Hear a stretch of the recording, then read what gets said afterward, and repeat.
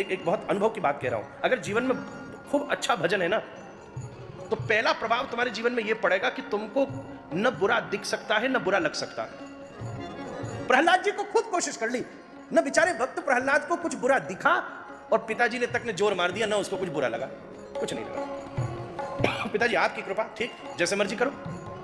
हिरण्यकश्यपु है, न बुरा दिखा न बुरा लगा। अगर भजन कमजोर है तो छोटी छोटी बात पर बुरा भी लगेगा और जहां देखोगे बुरा भी दिखेगा, बिल्कुल दिखेगा।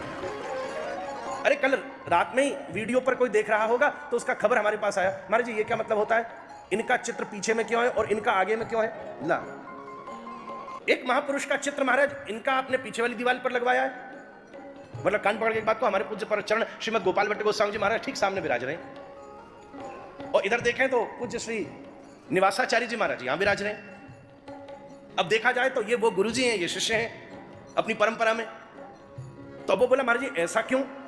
मैंने कहा भैया बात तो तेरी सही है, पर तू ये क्यों नहीं देख रहा है कि कम से कम ये यहां विराज तो रहे हैं महाराज। मेरी दृष्टि में तो मेरे सामने मेरे आचार्य चरण बैठे हैं और उनकी कृपा से मैं यहां कुछ बोल रहा हूं, चारों तरफ संतों ने। तो एक आदमी होता है उसकी दृष्टि दोषमयी हो जाती है, न बुरा लग सकता है न बुरा दिख सकता है। और अगर भजन ठीक चल रहा है तो ये दोनों प्रभाव आपको तुरंत दिखेंगे।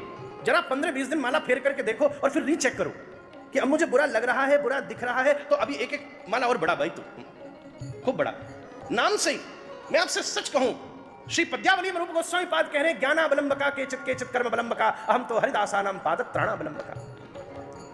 शास्त्रिक ज्ञान से दृष्टि अच्छी होगी, वैराग्य से अनुभूति अच्छी होगी, पर काम तो भजन से ही बनने वाला है महाराज, भजन से ही बनने वाला है। इसलिए बस ये हल्की सी बात समझ में आ गई तो जीवन धन्य हो जाएगा। क्या अद्भुत बात कही।